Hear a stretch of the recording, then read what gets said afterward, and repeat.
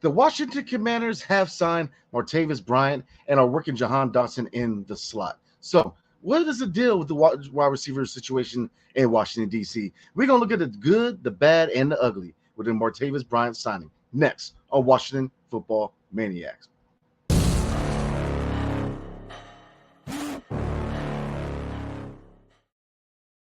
What's good, everybody? It's your boy Brandon Scott again. I appreciate you guys rocking with us over here at Washington Football Maniacs. Definitely, real quick before we get into tonight's content, if you are not a member of the Washington Football Maniacs, definitely consider becoming a member because we have a lot of good content coming your way with the season coming up.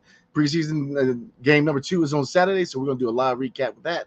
And again, we have a lot of good content, not only for the season coming up, but a lot of good interviews. So again, definitely like, subscribe, hit that button, man, so you know when these dope videos come out. So, again, the Washington Commanders have signed Martavis Bryant. Yes, Martavis Bryant, who hasn't played football since 2018 in the NFL. He has been signed, and Jahan Dotson is working the slot. So, I'm going to look at the good, the bad, and the ugly from the Martavis Bryant signing. So, let's get into the good real quick. Now, looking at Martavis Bryant, 6'4". Again, he has not played since 2018. Last time he played an NFL game in 2018. Obviously, last football was with the XFL or the UFL. My bad, the Unified Football League. So take a look at him. 32 years old. Had 14 touchdown receptions in the first 2 seasons after the Pittsburgh Steelers selected him in the 4th round of the 2014 draft. But he's had his issues with the league's substance abuse policy. The NFL suspended him in 2016, and after 2 more seasons, including one with the Raiders, and at the time they were the Oakland Raiders, he received an indefinite suspension after another violation in 2018. So, but we're looking at the good real quick. What are the good dynamics of this move? Well, Jahan Dotson, again, they are working him in the slot. I said this in the beginning of the offseason. I said this at the end of last season. I've said it time and time again that I believe that Jahan Dotson is best served as a slot receiver. 5'11". You need a guy with some size opposite of Terry McLaurin. And that's why I thought that with this year's draft, there were a lot of good wide receiver prospects that I thought that the Commanders should have picked up. Now, overall, and I know before somebody says something, I know we got Luke McCaffrey. But again, Luke McCaffrey is a guy who is looked at more of a slot receiver right now. Could that be something to change? We'll see. But right now, Luke McCaffrey is looking more as a slot receiver. And I think that with reverting Jahan Dotson back to the slot, you give Luke McCaffrey, especially if you add in De'Ami Brown, showing progress here. I know it's 1 preseason game, but he has shown progress in training camp and the first preseason game, and he very well could pick up that 4th spot. Luke McCaffrey, give him some time to develop. Right now we're a team that we're not really slated to compete, but we're also not going to be trash either. So when you got a guy like Luke McCaffrey, who I think is a really good prospect. I think that, it was a really good move picking him up in the draft. We don't necessarily have to put him in the fire. We can let him develop, get some reps here and there. Definitely, give him as many reps as you can in preseason, but you don't have to feel the need to put him out into the fire. So those are some other dynamics to look at. But look at that Martavis Bryant, 6'4". So he does add some size opposite of Terry McLaurin if indeed they want to make him the number 2 guy. Now, he obviously is a guy who has talent. When he was with Pittsburgh, even limited action with Oakland, were there at the time they were the Oakland Raiders. He shows some potential. Now, is he the answer? Well, we're going to slide into the bad, which is he hasn't played football since 2018. And how much can you really expect a guy who's 32 years old, hasn't played at the NFL level since 2018? To be a complementary piece opposite of Terry McLaurin. I don't know how much expectations you can really have about that. I mean, like I said, he has potential, but then we're in the realm of potential, you're not talking about a guy we just picked up in the draft. You're not talking about a guy who's a young prospect who maybe didn't pan out their last stop, and maybe this is change of scenery move. No, look at a guy who's 32 years old. So how much can you really expect the guy to contribute, and how much pressure can you see him realistically take off Terry McLaurin? And I'm gonna say not much. He's 32, and yes, he's gonna get some reps in preseason, and I think he very well should. But a guy who again is 32, and like I said, I'm about to hit 40, so I'm not gonna see him act like 32 is old. But in the realm of sports, it is, especially in positions like wide receiver to a certain degree. That trend is changing a little bit at this wide receiver position, but running backs, is another position where once you hit 32, man, I mean, you're not looked at as the future at the position at your prospective team anymore. You're looking at as a veteran who hopefully you're trying to catch on with a 1 year, 2 year contract at that point. And so yes, there's potential with him. Yes, he has size, and I think that if he shows that he can hold down the number 2 spot, I'm all for it. But there's a lot of questions. He's hasn't played football at the NFL level again since 2018. So I think you have to kind of stem your expectations and how much of an impact can you really have. And like I said, it's not a bad move, but then you get into the ugly part, right? The good, the bad, and now you got the ugly.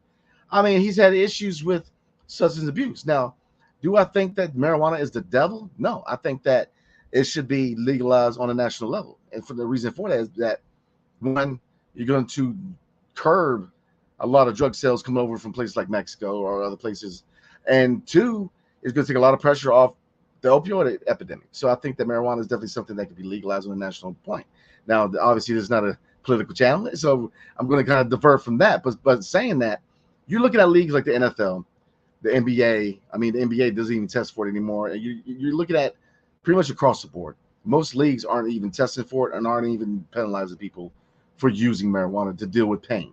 So when you look at the realm of football, the problems that football, the NFL in particular, has had with opioids and the issues that players had while they're employed by the NFL and while they, go into the next chapter of their life as a civilian, you know, you can look at the situation with marijuana and or substance abuse issues with Martavis Bryant and say, well, he's a young guy who was using a substance that, is not harmful and it has a taboo that's not warranted.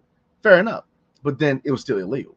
And that comes to, illegal is illegal. Whether, no matter how you try to twist it, he should not have, used that, even though it was used widespread in the NFL level. So am I going to knock him too hard for marijuana use? No, but it's still illegal. You got caught, move on. So, like I said, to me, that's the ugly, issues, off the field. You know, when you're trying to solidify an atmosphere of culture and what, especially first year coaching staff, first year GM, new owner going into his first, or his second year's ownership, man. You're trying to, you're trying to solidify a culture here. And do you necessarily need to bring in the guy who is synonymous with breaking the rules? I don't know. I mean, I would believe that, and I hope to believe that the organization, whether it was a coach staff, general manager, or even ownership, they vetted him. They talked to him. They saw where's his at. So I think they definitely did the due diligence before making this move because, again, it's very risky to sign a 32-year-old receiver who hasn't played football at the NFL level since 2018, who's got issue with substance abuse. Now, again, I get it, marijuana, and I'm not – I don't even have a bad opinion about marijuana, but it goes back to the rules are the rules. But on the flip side of that coin, you best believe that they vetted him. They talked to him. They saw where his head's at. And obviously, there's a new landscape when it comes to that. So maybe they looked at it like, look, you took your L. You haven't played ball since 2018. So he definitely took his L. And maybe, obviously, he's maybe personally, Martavis is looking at it as a new beginning, a fresh start. So those are some dynamics to look at. Like I said, very interesting in wide receiver situation. Now, looking at the signing of Martavis Bryant, which, like I said, curb your expectations. He's 6'4". He does add size. He does add some skill to the other side of Terry McLaurin, a.k.a. Scary Terry. But, looking at this wide receiver situation, do we necessarily need him? And how much can he really impact this team? I mean, is he even looked at as a guy who can stick with the team? Because we're going to pull up the depth chart. But, I mean, we all know that right now the Commanders have a lot of talent wide receiver. But the biggest thing right now is, and this is why I said that, we needed to target a bigger, more physical receiver in the draft. Luke McCaffrey doesn't exactly fit that mold, even though I think he's going to be successful here in DC. He's going to be a scrappy wide receiver who's best served at the slot. But right now, I mean, because looking at the draft, overall, great draft. Receiver was one part. Outside Luke McCaffrey was one part that I really wanted us to hit. Obviously, left tackle, even though Brendan Coleman, it looked like he can definitely fulfill that. Because looking at Luke McCaffrey, 6'2". So, I mean, he's kind of in that gray area between 6'2", 6'4", where you're not small at receiver, but you're not exactly a 6'6" guy or 6'7" guy at receiver either. But looking at the depth charts real quick, guys, a lot of talent. I mean, Jahan Dotson, again, they're working him in the slot, 5'11" guy. So he's not exactly that physical guy with size opposite Terry McLaurin. But we have Luke McCaffrey, De'Ami Brown has shown promise. Olamide Zacchaeus, I mean, he has been really, really solid. Jamison Crowder looked primarily as a special teams guy and a guy who's a veteran voice in the locker room. But then you also add in the fact that Mitchell Tinsley, Byron Pringle, he played well last year. And again, Tinsley, he played well. Casimir Allen's a guy who's looked at as a special teams guy. So, I mean, you're looking at carrying 6 receivers with the final 53-man roster. And right now it's a battle between who's going to be number 4, number 5, and number 6. So looking at the current depth chart from ESPN, subject to change depending on what the outlet is. But right now they still have Jahan Dotson opposite of Terry McLaurin and Luke McCaffrey at the slot. So I think we're going to get a clearer picture of what is clearly, what's the situation with the wide receiver group once you get past, game 2 and game 3 of the preseason, and they start making cuts, and really give you a more clear picture of, who are they looking at the wide receiver, position, man, because you got a lot of guys who have shown that they can contribute. I mean, again, Brian Pringle had a pretty good year last year, in limited action. Mitchell Tinsley, a dog, a receivers. Zacchaeus is a guy who can play. I mean, James Crowder, vet, special teams guy, and De'Ami Brown has definitely looked solid, so far. So, adding Martavis Bryant, where does he fit in? And if you're going to relegate Jahan Dotson to the slot, then you're looking at probably putting him opposite of Terry McLaurin. And I don't know if that's the recipe for success, man, to be honest with you. And I'm going to be honest with you, I'm not in favor of the signing. I don't see the point. Now, Jahan Dotson, he's had an up and down camp. He's had an up and down camp so far. And he's going to year 3. Both me and Greg said that, look, he's one of these guys that a lot of pressure on Jahan Dotson. He's got to show something in year 3. Year 1 showed a lot of promise. You saw, the potential with him coming out of Penn State and us making that trade and adding him. But year 2 was just, left a lot to the imagination. So year 3, he's got to show something. But at this point, you working with slot, but you're going to the game 2 of the preseason. So I'm thinking that you go ahead and you make him number 2, and you put McCaffrey at number 3. And then I'm looking at it, and like I said, this is kind of a premature wide receiver prediction. But if I'm gonna, I just don't see where he really slots in. I mean, because I don't think it's a recipe for success to put him opposite Terry McLaurin. You don't know what he can do at this point. Maybe you get a clearer picture of what his, what your expectations are for him, Martavis that is, and what he can really do. But he hasn't played ball in 6 years, and he's 32 years old. And while that's not old in the general scope of things, 6 years is a long time not to play. And that's why I still think it's crazy when we still talk about Colin Kaepernick coming back, because it's like, he ain't played the ball in how many years, man? And that's not even talking about all the other stuff surrounding him. And, it's just, you don't play organized football, especially at the NFL level, for 6 years. I mean, I don't know, if there's any expectation to come in and be a starter. I think that's crazy, in my opinion. So at this point, you might as well continue to roll with Jahan Dotson at 2 and hope that he breaks out and continue to put that time in. Definitely, Cliff Kingsbury definitely put him in the best position to be successful. But I think at this point, you continue to roll with Jahan Dotson opposite of Terry McLaurin and see what Luka McCaffrey can do for you at the slot. Because De'Ami Brown's not a slot guy; he's a deep threat. So I can see him best served at the 4th receiver. Number 5 is hard, man, because Zacchaeus is a guy that I like. Brian Pringle's a guy I like.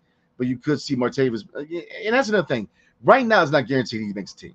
So I think that, again, setting your expectations about what Martavis Bryant can really do at this point. Could he be a factor for the Washington Commanders? Absolutely. He's shown that he can play.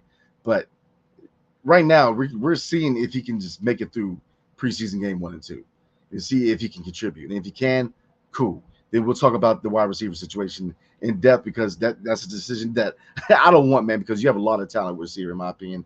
For a team that's kind of in the gray area, you're still evaluating players to see who's a long-term piece. Obviously, Terry is. We're hoping that Jahan Dotson can have that breakout campaign. And Luke McCaffrey, I think, is a very intriguing wide receiver prospect who I would have no problem with him starting out as a starting slot receiver.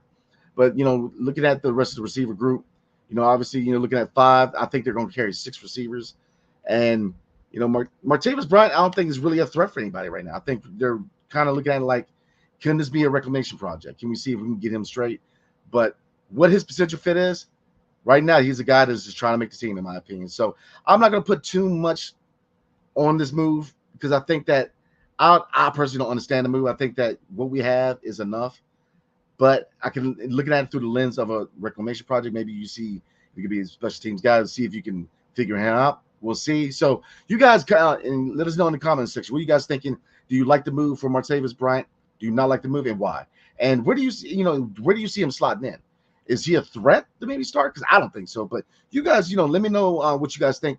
Where does Martavis Bryant fit in as far as the wide receiver group in Washington D.C.? So again, guys, this week, obviously Friday, we're gonna do a preview for the second preseason game for the Washington Commanders, and we're gonna do a prediction for the 53-man roster this week. So definitely be on the lookout for that because, like I said, me and Greg, we're gonna be ramping it up, man, because the season is on its way here. So we're definitely going to, again, we're going to be doing live recaps after each game in the regular season.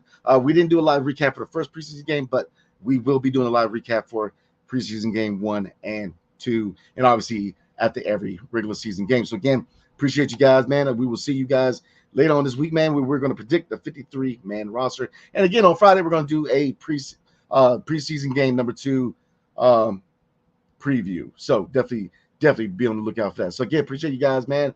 Hail to the Commanders and peace. See you guys next time.